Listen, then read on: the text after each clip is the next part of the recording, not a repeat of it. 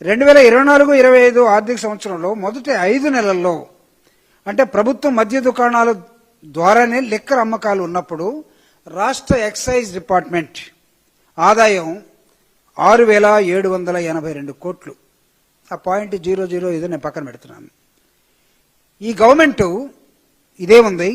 2025-26 మొదటి 5 నెలల్లో విచ్చలవిడిగా లిక్కర్ అమ్మిన వచ్చిన ఆదాయం 6,992 కోట్లు. ది డిఫరెన్స్ ఈస్ ఓన్లీ 210 కోట్లు మాత్రమే. అంటే ఒక వ్యాపారం ఒక సంవత్సరానికి మినిమం 10% పెరుగుతుంది, కానీ ఇక్కడ 3% కూడా పెరగలేదు. అంటే ఈ ఆదాయం ఎక్కడికి వెళ్ళినట్టు? ప్రభుత్వం వద్దన్నారు, ప్రభుత్వం ఉంటే గత ప్రభుత్వం దోచుకుందన్నారు. అయితే ఇప్పుడు ఎవరు దోచుకున్నాడు? ఇక్కడ సమాధానం కావాలి. ఇక్కడ ఈ రాష్ట్ర ప్రజలు మాట్లాడుతున్నారు. అంటే మాట్లాడుతుంది నేనే, మాట్లాడుతుంది వైఎస్ఆర్ కాంగ్రెస్ పార్టీ ఆఫీసే, కానీ ప్రజల తరపున ప్రజలు మాట్లాడుతూ ఉన్నారు.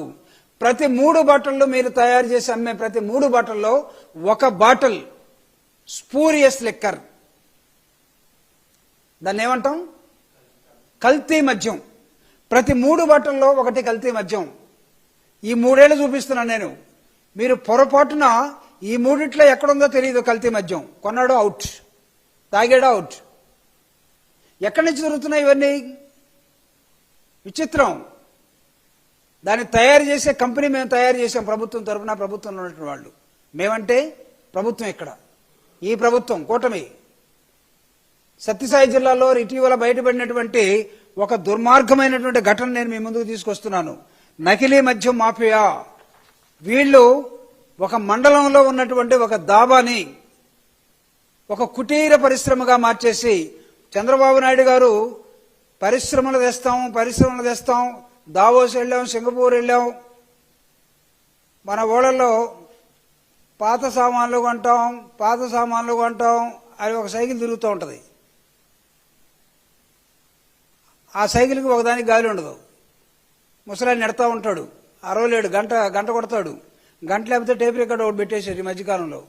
పాత సామాన్లు కొంటాం, కంపెనీలు తెస్తాం అని అంటే దావోస్ నుంచి వస్తున్నాయేమో, లేకపోతే సింగపూర్ నుంచి వస్తున్నాయేమో, లేకపోతే ఇంకెవరన్నా మన వాళ్ళు ఎక్కడన్నా అమెరికాలో సెటిల్ అయ్యి వాళ్లే ఎన్ఆర్ఐ రూపంలో కొత్త కంపెనీ పేరుతో వస్తున్నారేమో. ఈ మధ్యకాలంలో జరుగుతున్నాయే కదా. దావోస్ పోయినప్పుడు ఎవడు రాలా, ఏమైపోయింది? ఇంత పెద్ద ఆయన పోయాడు, ఇంత అనుభవం ఉన్న ఆయన పోయాడు, ఎవడు రాలేదంటే ఈయన గతంలో కూడా వచ్చిపోయాడు, ఏం జరగలేదులే, ఇప్పుడేం చూద్దామని అన్నారంట చాలా మంది. తర్వాత మేము చెప్పడానికి పోయాం కానీ తేవటానికి పోలేదనేసారు. అయితే నిజంగా కంపెనీలు వచ్చి రాష్ట్రంలో బాగుపడుతుందని అనుకుంటే ఆఫ్రికా నుంచి ఒక కంపెనీ వచ్చేసింది. ఈ ఆఫ్రికా నుంచి వచ్చిన కంపెనీ ఏంటంటే, ఇది ఆఫ్రికా నుంచి వచ్చినటువంటి కంపెనీ.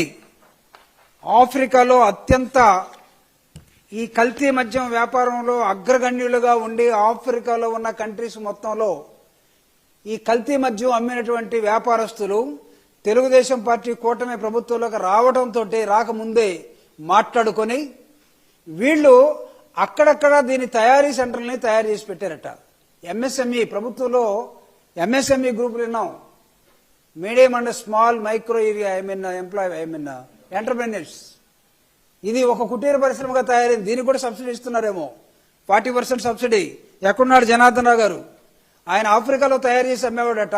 కూటమి ప్రభుత్వం రావడంతో మీకింత ఇచ్చేస్తా, మాకింత ఇస్తా, మొత్తం షాపు మందే,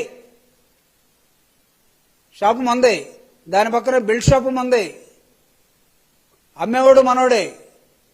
సో రకరకాలుగా ఇవన్నీ పనిచేసుకున్న తర్వాత వీళ్ళు అమ్మేవాడు మనోడే, ఇచ్చేవాడు మనోడే, కొనేవాడు మాత్రం మనోడు కాదు. కొనేవాడు ఎవడు? తాగుబోతు అనుకుందాం. నేను ఒక లెక్క, ఒక కేస్ స్టడీ చేస్తే ఒక నియోజకవర్గంలో లాస్ట్ టైము 75,000 మంది తాగే వాళ్ళు, వీళ్ళందరూ కూడా 75,000 మంది ఒక నియోజకవర్గంలో ఏర్పడి, దిస్ ఈజ్ కేస్ స్టడీ, మేము ఓడిపోయి ఉండొచ్చు.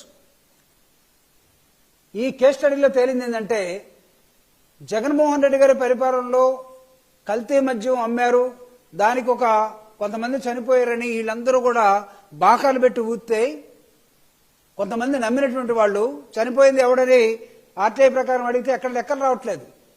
ఈ రోజు కూడా ప్రభుత్వం వాళ్ళదే. ఈ రోజుకి జగన్మోహన్ రెడ్డి గారి ప్రభుత్వంలో ఎక్కడైనా సరే ఇలాంటి కల్తీ మద్యం తాగి ఎవరన్నా చనిపోయారంటే ఈ ఒక్క ఆన్సర్ కూడా రావట్లేదు. కానీ ఒక 75,000 మంది ఒక నియోజకవర్గంలో లాస్ట్ టైం ఈ తాగుబోతులందరూ కూడా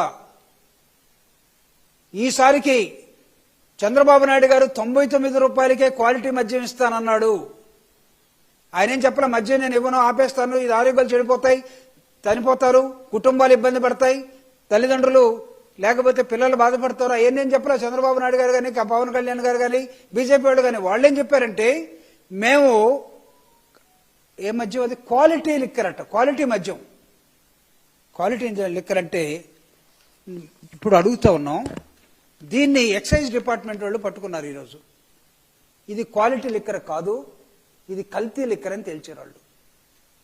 ఈ స్పిరిట్ ఒక చోట, కలర్ ఒక చోట, వీళ్ళు వాడే వాటర్ ఒక చోట, వాటికి బాటిల్స్ ఒక చోట, వాటిని మళ్ళా బాటిల్స్ని లేబుల్ చేయడం కోసం మిషను, ఇవన్నీ చిన్న చిన్న కుటీర పరిశ్రమలాగా ఏర్పాటు చేసుకొని ఎన్ని ఫ్యాక్టరీలు పెట్టారో మాకు తెలియదు.